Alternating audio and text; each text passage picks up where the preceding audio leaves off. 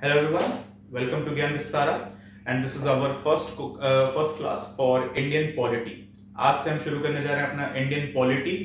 और पॉलिटी जैसा कि मैंने आपको इंट्रोडक्शन में पहले बताया था और आज वापस से बता देता हूं कि पॉलिटी हम क्या पढ़ रहे हैं। पॉलिटी सब्जेक्ट का मतलब क्या है, तो सिंपल शब्दों में कहते हैं कि हम पढ़ रहे हैं हमारा constitution, the constitution of India and the working of the Indian government, how the Indian government works, what are the organs, what is the process, what is the structure and everything.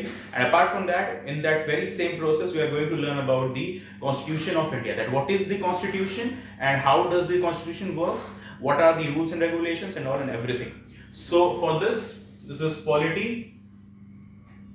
and this is class 1 for us. So polity में हम क्या पढ़ रहे हैं, simple शब्दों में क्या बोलते हैं, कॉन्स्टिट्यूशन पढ़ रहे हैं, right? So now what is constitution? Nothing but simply rule book. Okay? So constitution पढ़ेंगे, उसके बाद पढ़ेंगे क्या, government's working.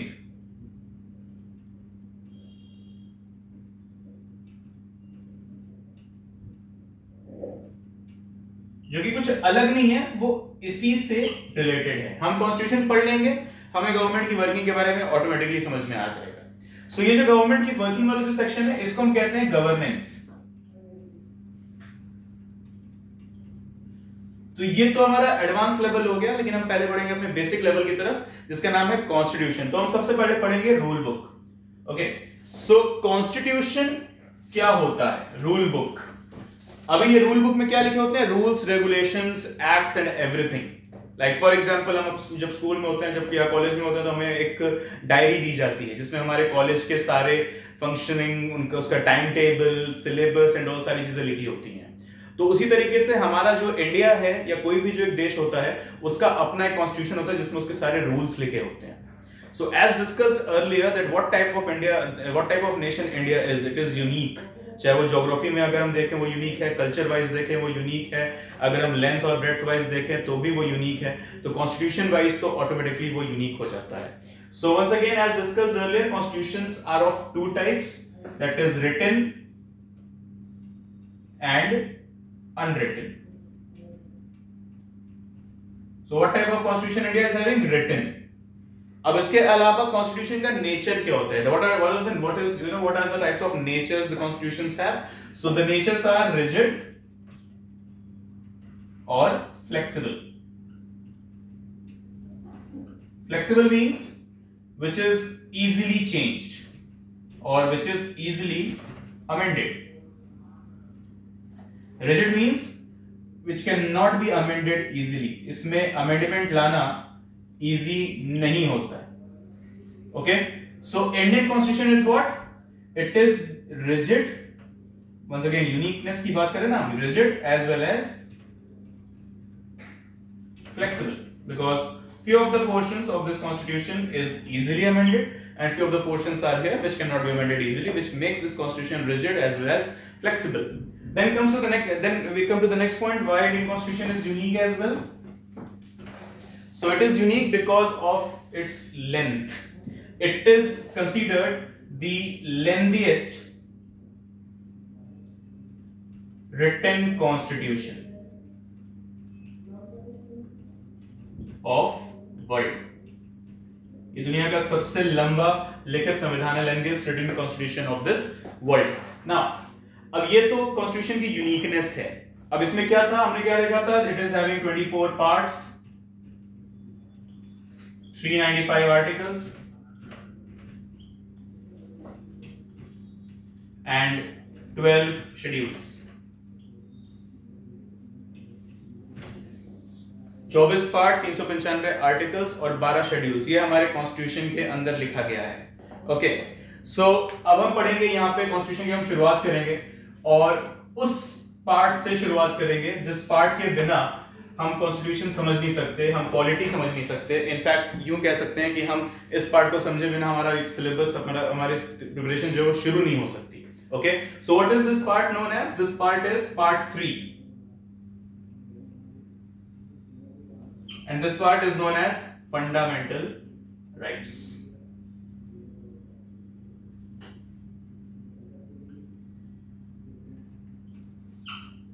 सो पार्ट 3 फंडामेंटल राइट्स, इसमें आर्टिकल्स होंगे. It is from articles 12 to 35.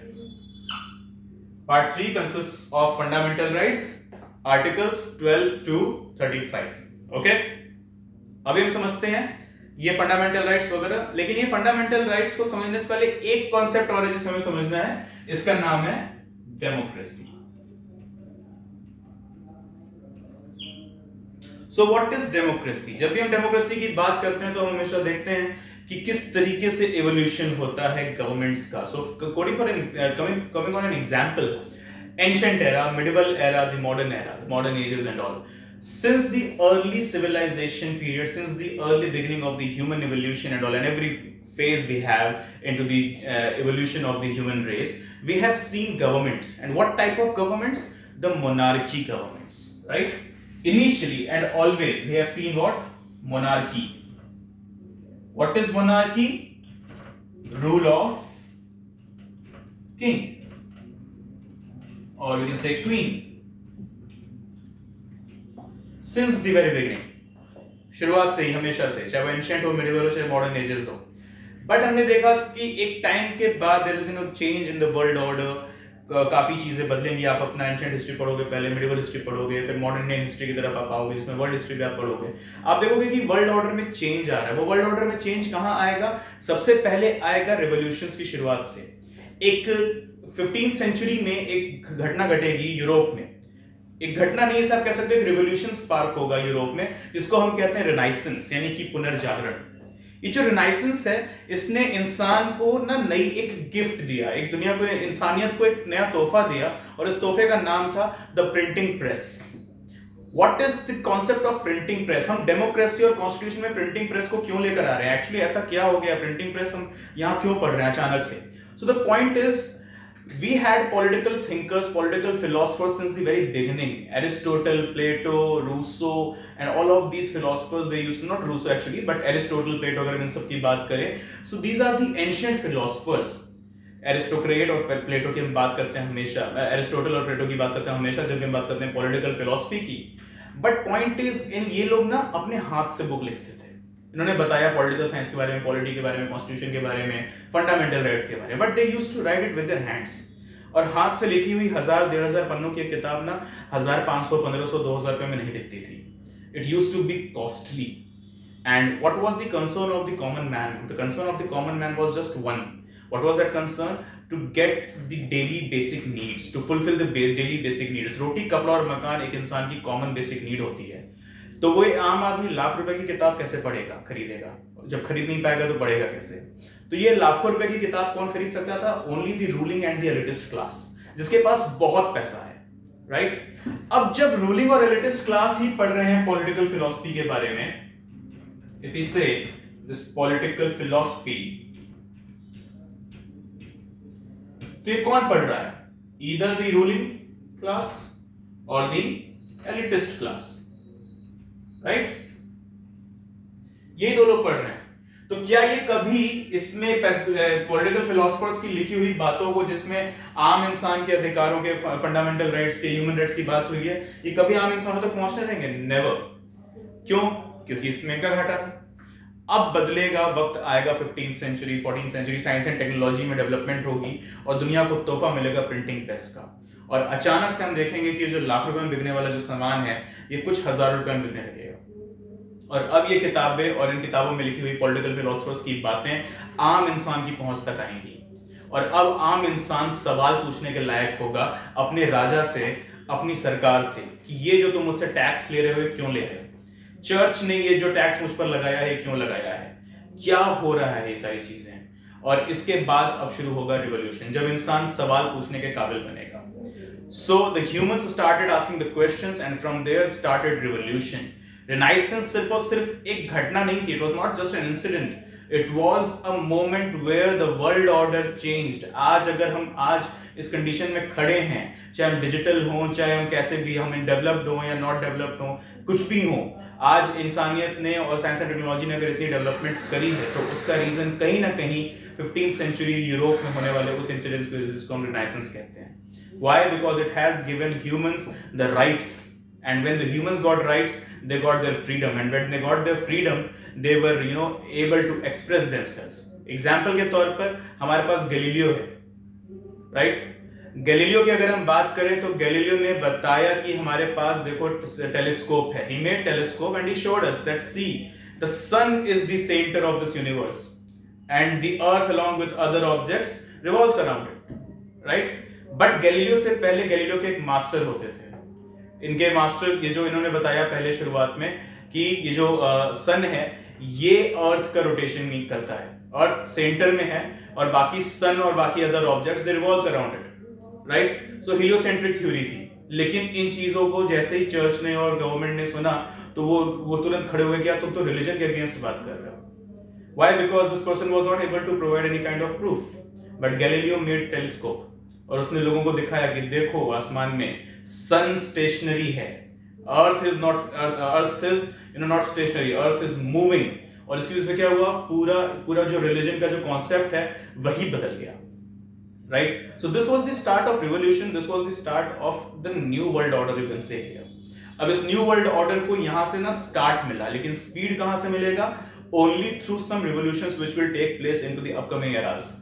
That is the revolution which took place in France, that is the French Revolution of 1792, or the revolution which took place in America, the American Civil War, or the revolutions such as Russian Revolution, unification of Italy, unification of Germany, and all such kind of revolutions which took place between the 16th to 19th or 20th century.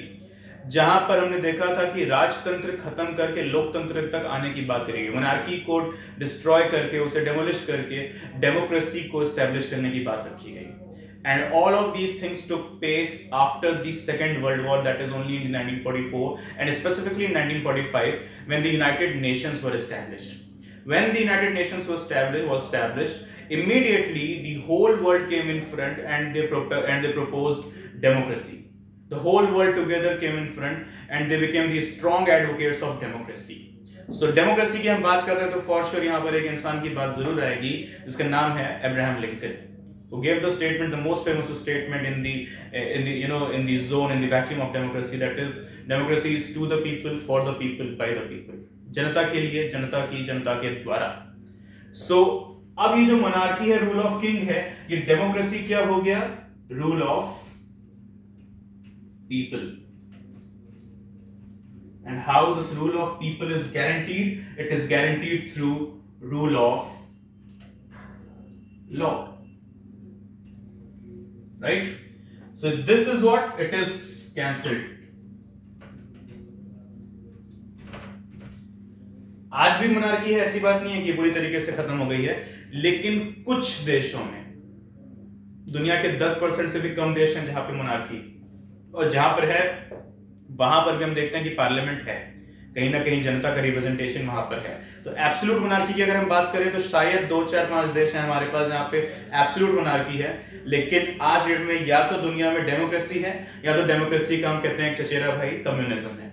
कुछ तो भी है, या तो democracy है तो communism. Communism is not our present topic, वो हम आगे के आने वाले क्लासेस में डिस्कस करेंगे what is communism, but we have to discuss right now with the democracy. So I guess आप लोगों को सारी बातें समझ में आ रही होंगी कि डेमोक्रेसी क्या है, rule of people, rule of law. Now how this rule of people and how rule of law is guaranteed.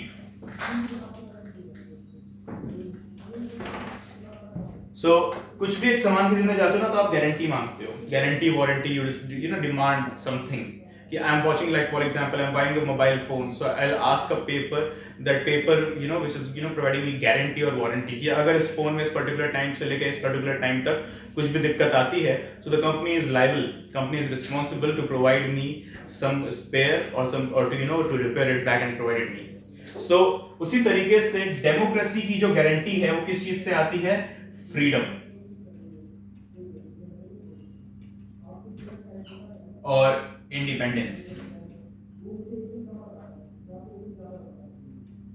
And how this freedom and independence words are guaranteed? They are guaranteed through rights, adhikar. If I'm having rights, I'm having freedom or independence. If I'm having freedom, I'll be having rights, or if I'm having independence, I'll be having rights. Interconnected, ये एक cycle बनेगा, कहीं से भी इसको घुमा दो. Freedom is equal to rights, rights is equal to freedom. ये दोनों चीजें हैं, ये दिन में से कोई भी एक चीज है तो दूसरी ऑटोमेटिकली हमारे पास आ जाएगी, और एल्स कुछ भी नहीं आ पाएगा। Okay, so freedom that is rights, rights that is freedom. So उसी में हम बात करेंगे अब हमारे पार्ट 3 की, that is the fundamental rights, articles 12 to 35। सो अब याद रखिएगा हमारे पास 395 आर्टिकल्स हैं, तो फॉर श्योर हमें सारे आर्टिकल्स तो हम याद रख नहीं सकते। It's difficult, it's not difficult, it's impossible presently for us, because it takes years and years of harsh practice, hard practice, then only we are able to remember all of those fundamental rights। और इतना हमारे पास time नहीं होता UPSC में, ना ही हमें उतनी जरूरत है।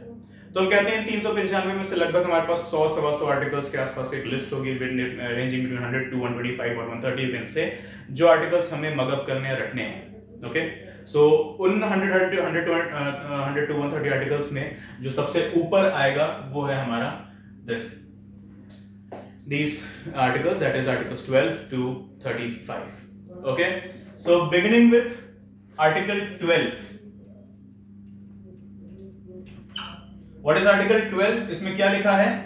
definition of state।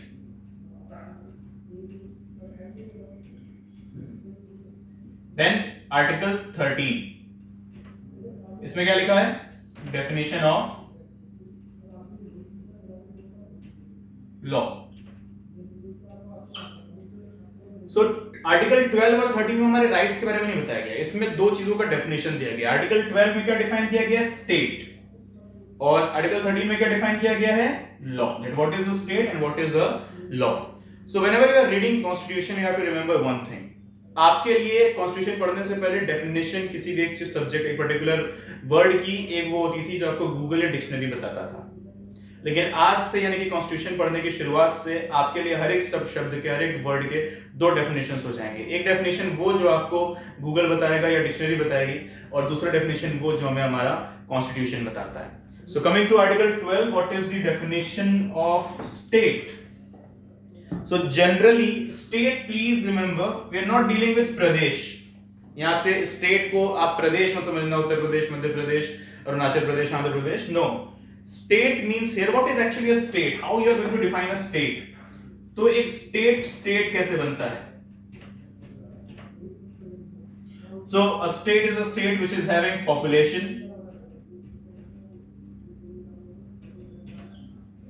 sovereignty,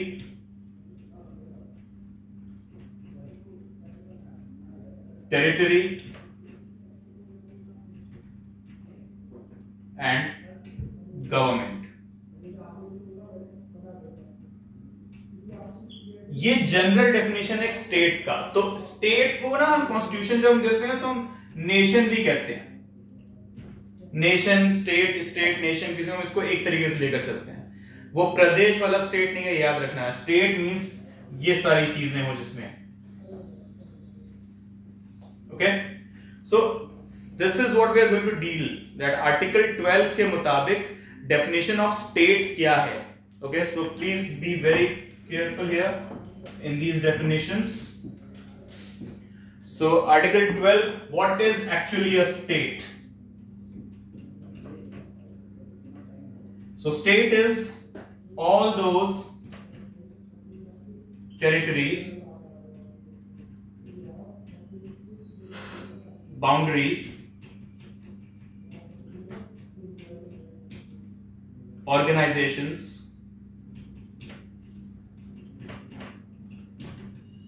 institutions governed directly or indirectly by Government of India or Government of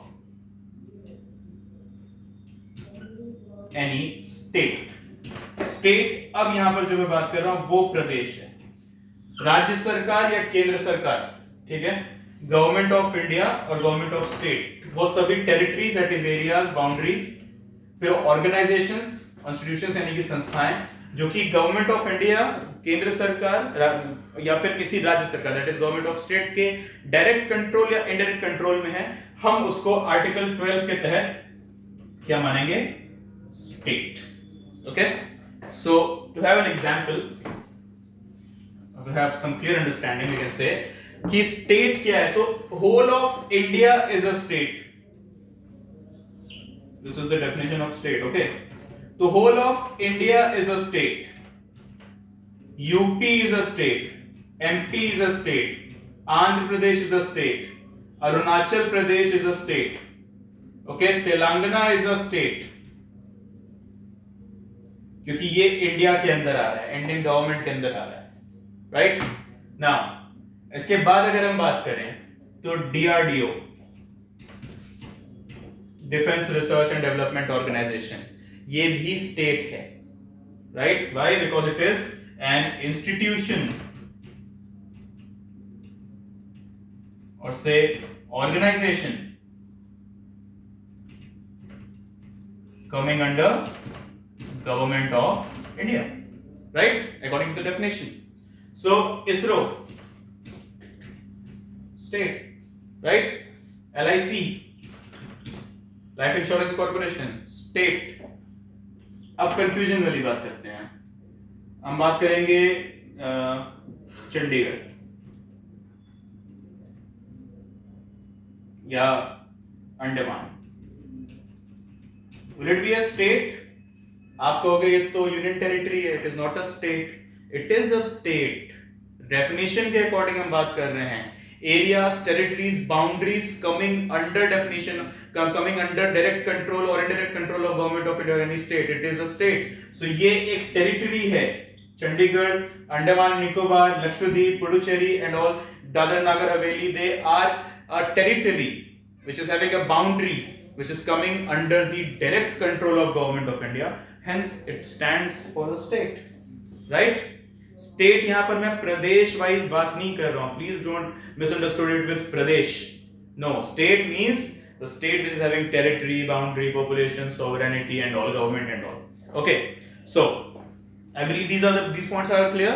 If not, then don't worry, please let me know, we'll cover it up again. Then apart from article 12 we have article 13, definition of law. Definition of law, कानून क्या होता है, law क्या होता है? So हम सब जानते हैं कि एक सेट ऑफ गाइडलाइंस जिसको मानना ही पड़ता है या जिसे मानना पड़ेगा, और नहीं माना अगर, then you are subject to be penalized or subject to be some kind of penalty and all. Okay, but हमें समझना है कि कॉन्स्टिट्यूशन के अकॉर्डिंग वो कौन कौन सी चीजें हैं जो law कहलाएंगी. What are those things which are considered as law according to the Constitution of India? Okay, so law तो हम जानते हैं क्या है, लेकिन किन किन चीजों को कहा जाता है कि ये भी एक लॉ है. So according to the definition given to us by the Constitution under Article 13, what are the things as considered to be law? So first, the acts passed by Parliament. Second, acts passed by state legislative assemblies. Third, ordinances issued by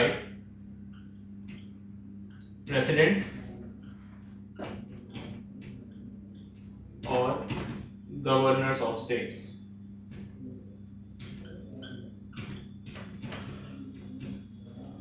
Then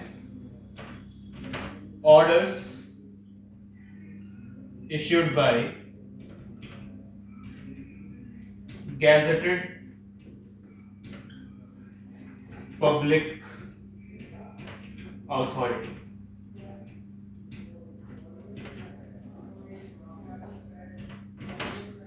Decisions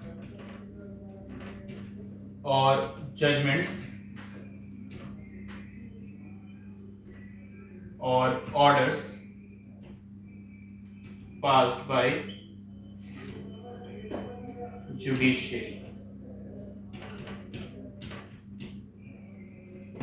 All of these things are considered to be law. सबसे पहला acts passed by parliament, parliament ने कोई भी act पास किया वो भी क्या होगा, लॉ। स्टेट लेजिस्लेटिव असेंबली, राज्य विधानसभा, इसने कोई एक्ट पास किया ये भी हो गया law.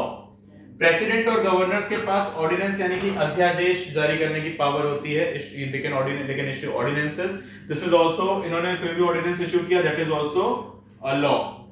Then orders issued by gazetted public authority, that is class A and class B officers of the government of India or the government of any state, they are also considered to be law. And orders issued by High Court, Supreme Court or any judicial organization, that is also law. तो किन किन चीजों को law कहा जाता है, ये वो सारी चीजें हैं। I believe these are the points very clear. So ये अभी तक फंडामेंटल राइट्स नहीं थे हमारे, ये अभी तक सिर्फ डेफिनेशंस थे। डेफिनेशंस के बाद अब हमारा पहला फंडामेंटल राइट जो शुरू होगा, that will be from article 14 of the Indian constitution. Article 14 what it says, equality before law, equality before law, कानून के समक्ष समानता, बस इतनी ही बात कहता है ये। क्या कहता है, equality before law, that means everyone is equal in the eyes of the law, whether rich और पुअर, बिग और स्मॉल, स्मार्ट और ब्यूटीफुल और अगली और हैंडसम, व्हाटसोएवर, कानून की नजरों में सब बराबर है। दैट मीन्स चाहे वो मैं हूं, चाहे वो इंडिया का रिचेस्ट पर्सन हो, चाहे वो इंडिया के प्राइम मिनिस्टर हो, चाहे वो आप हो, चाहे वो कोई भी हो, human, a citizen of India is equal to a citizen of India, regardless of the bank balance, regardless of the social status, political status, किसी भी चीजों को ध्यान में नहीं रखा जाता है, सिर्फ और सिर्फ देखा जाता है उसे as a citizen of India, and each and everyone is considered equal. Okay, all of them are equal, that is equal in front of, in the eyes of law. कोई भी एक दूसरे से बड़ा या छोटा, अमीर या गरीब नहीं है। सो यही है बस यहां पर बोला गया है। फिर उसके बाद से आएगा हमारा नेक्स्ट आर्टिकल 15, एंड इस बिफोर प्रोसीडिंग में आप लोगों से बता दूं, these are just the summary way are what is watching.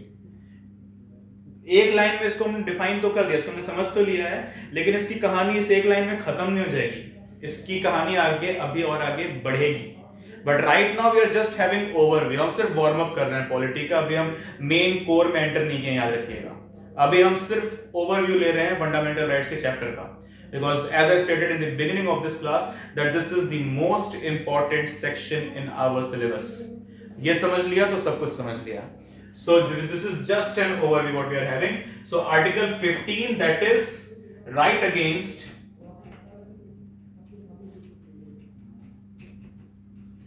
discrimination.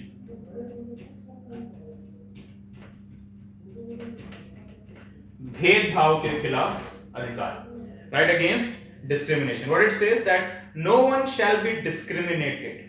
The Constitution says that no person shall be discriminated only on the grounds of religion, race, caste, sex, place of birth.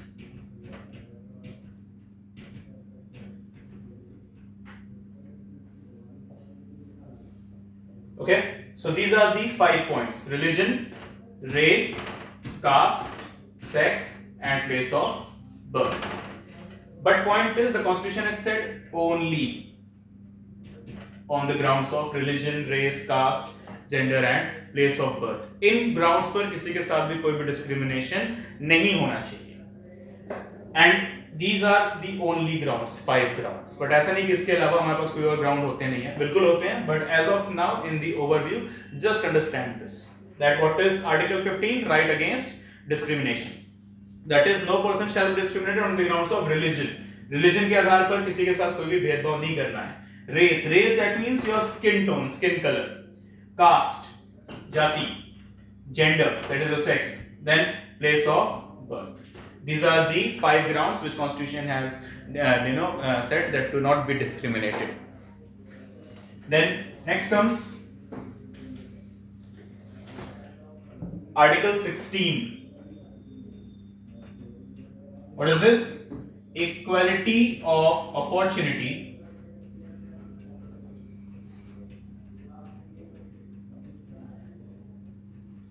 in public employment.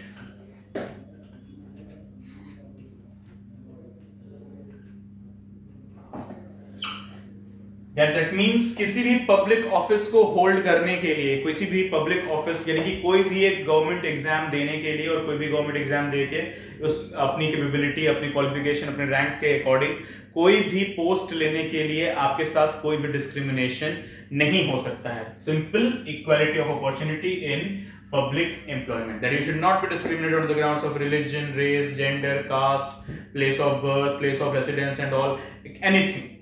So अगर आपको UPSC देना है तो UPSC आपसे ये नहीं पूछती कि कहां से आए हो, क्या रिलीजन है, क्या कास्ट है, कहां पैदा हुए वगैरह वगैरह.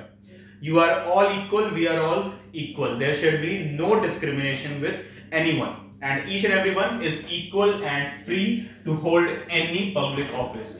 Remember, equality, that means freedom to hold any public office.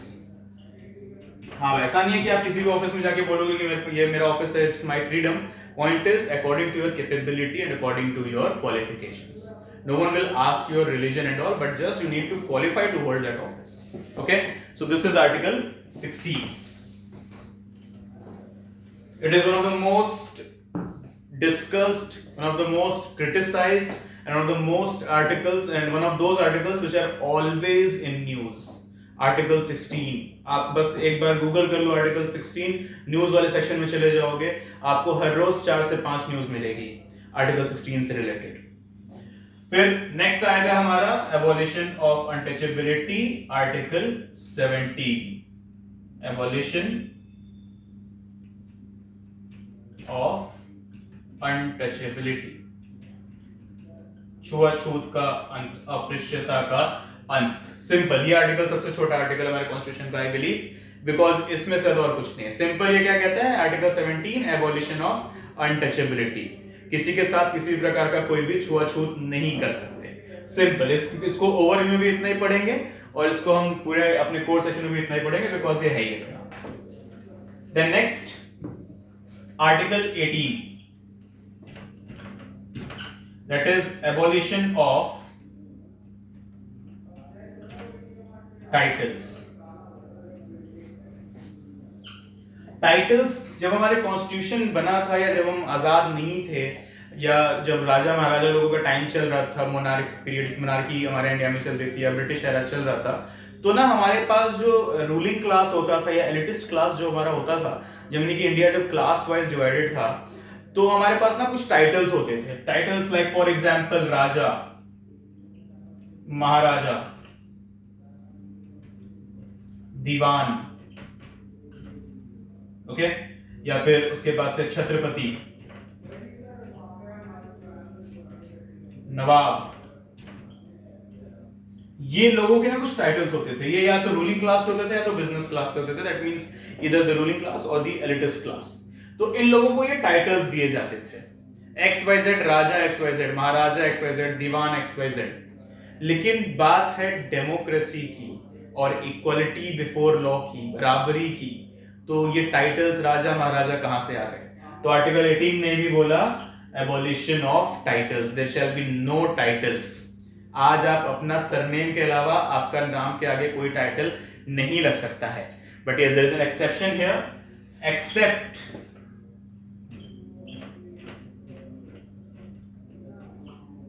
military and academic titles. Military titles, that means if you are holding any post in military, lieutenant, general, captain, brigadier, marshal and all, आप ये अपने नाम के साथ जोड़ सकते हो.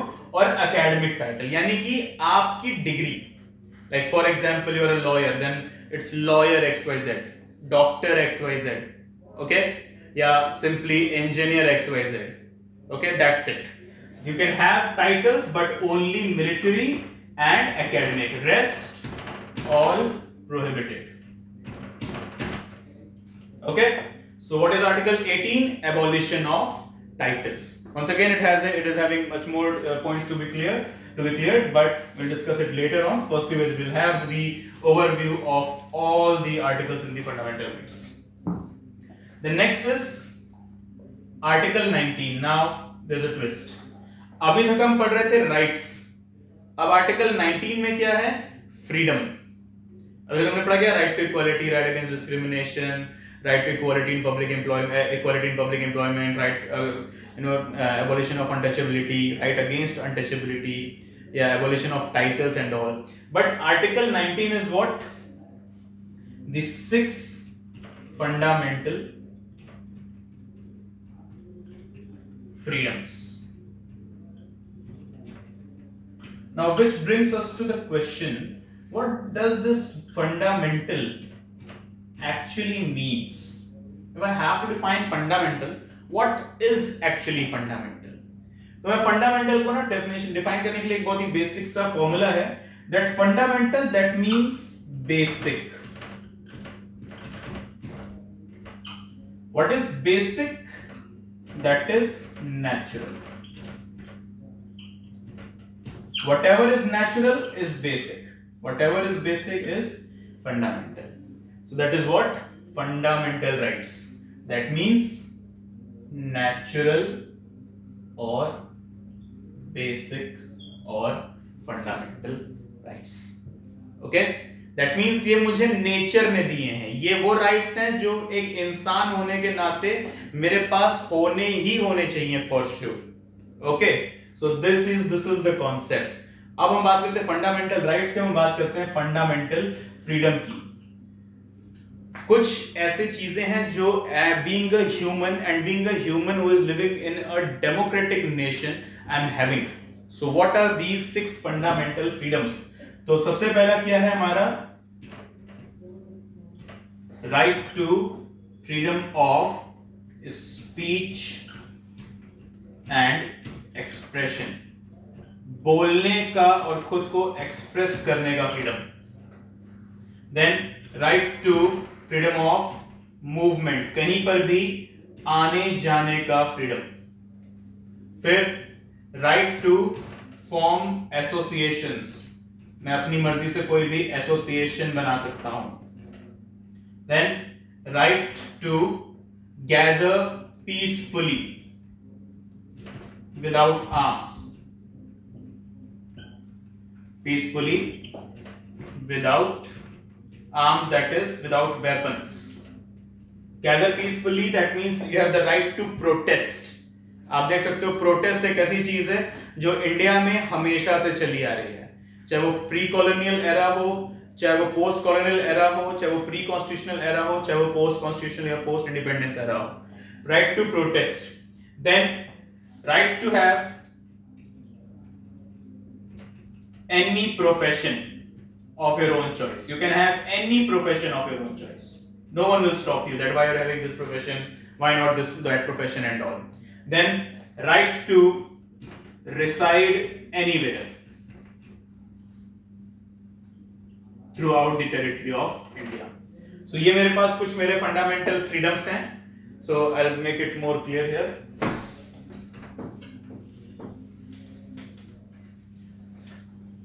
And once again, this is one of the most discussed articles as well. So, Article 19, the 6 fundamental freedoms. What are these 6 fundamental freedoms? तो सबसे पहला है right to move freely throughout India, in the whole India. Then, second, right to freedom of speech and expression. Then next, right to form associations, that is organizations. Then right to reside or settle anywhere.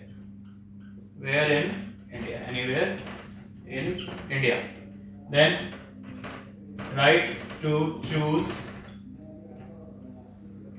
profession. You can have any profession of your own choice. Then one more, right to gather